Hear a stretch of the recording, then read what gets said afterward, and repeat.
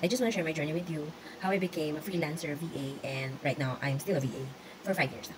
To give you a background, before ako maging VA, I worked in an engineering company, private company. It's an on-site, syempre noon pa man on-site naman talaga tayo. And then I also tried to work in banks as teller or taga-open ng new accounts at the same time. Nag-sales officer din ako sa isang bangko. But while I'm working on that, yung friend ko, nabanggit niya sa akin, why not i-try mo na mag-apply sa online, ganyan. Tapos, meron doon mga direct clients na pwedeng makuha. Tapos, double pa yung makukuha mo, like dollars na makukuha mo na rate. Tapos, mas malaki sa kung ano yung kinikita mo during that time. So, I think that was 2015 or 2014 nung narinig ko yung mga ganun. Kasi, yung friend ko, nag-focus na siya dun sa ganun. I've been working since 2013, pa-iba-iba ng jobs. Like, yun nga, as I've shared, sa mga private companies, tapos naging bankero, and then nakakapagod lang doon yung talagang mabiyahe ka kasi from time to time, di ba, going to office and all. So, nung 2019, ang dami kong ginawa nun kasi na-engage, tapos kinasal. So, I'm looking forward na on that year, makakuha ako ng client or makapag-start na ako mag-work from home kasi I wanted to stay na sa house, like yung work from home setup, gusto ko na yung gawin. 2019, after nung kasal namin, ang husband ko, hindi namin na-expect na magkakaroon ng redundancy sa company namin during that time. So, I was one of those, actually, lahat naman ng employees from that, mostly, na retrench naman sila because of the bankruptcy of that company. And then, yun na yung naging parang, open door ko for me to, sige, mag-take risk na tayo dito sa VA. Kasi yun yung madalian na kapalit dahil mawala ka na ng work. So, nag-jump ako doon and then, pero hindi siya ganun kadali ha. Sabi nila parang, uy, buti ka pa na work from home ka or VA ka na ngayon, nasa bahay ka lang. Pero, girl, kung alam mo lang, mahirap din talaga yung ginawa namin. Yung ginawa ko bilang paano mag-transfer from, working on-site tapos working remotely and then hahanap ka ng direct client. Hindi talaga siya madali. Yun, unang ginawa, habang nag-work pa ako dun sa company na yun, na apply na ako online. And then, unang-una ko ginawa is tinry ko talaga na ayusin yung profile ko. So, I used the Upwork and also the onlinejobs.ph. Yun yung mga links na tinry ko at inopen ko para lang makapag-apply. Also, LinkedIn, I think na ayos ko na rin during that time. Pero mas nag-focus ako sa Upwork. Sabi nga nila kasi, we can get direct clients from Upwork. I think, mabilis lang yun eh. I think mga within 1 month lang na nakuha ko tong client to. Siguro talagang blessing in disguise lang din talaga kasi ito yung nakapagpa-open sa akin ng ideas and opening of this opportunity para maging work from home na ako at until now.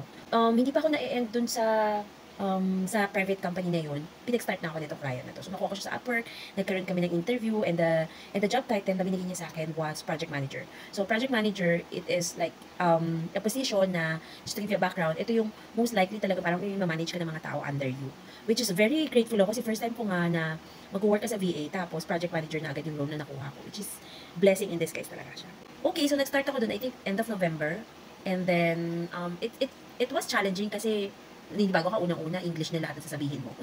Hindi na Tagalog. So, lahat ng kausap mo, English ka na, duguan na yung ilong mo, yung client, tapos meron pa siyang customers na kailangan mong i-handle. And there's a lot of words because marketing yung company na yon, marketing agency. So, mas promotions of their website, something like that. So, welcome call, ako din gumagawa nun.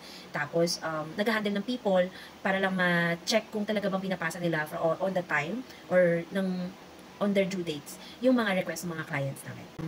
Nagtagal lang ako doon, like 3 months lang. And then the reason why for that, na tinerminate niya yung contract ko after 3 months.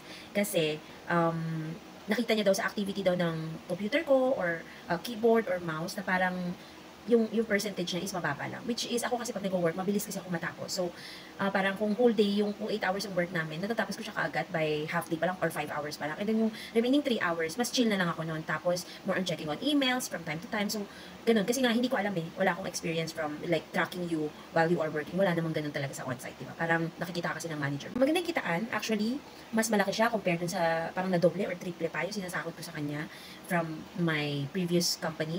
Pero, ayun, it didn't last that long. 3 months na ako sa kanya tapos na-terminate na yung contract. But, nung umpisa, sobrang hirap kasi, nanibago ako noon. Kasi, syempre, we are used to talking to a lot of people, yung may kasama ka, may katabi ka dyan sa workstation mo, may nakakachika ka from time to time. And then, nung lumipat ako as a work from home, set up. Iba siya kasi parang ang lonely, nakakalungkot, tapos wala kang kausap, parang ikaw lang nakadrain siya kasi ikaw lang, lahat virtual lang. So, wala pang pandemic during that time, na-experience ko na yung parang lonely feeling kasi nga, nakakapanibago at hindi ka sanay na nag-work ka lang mag-isa. Tapos, you create your own routine and all.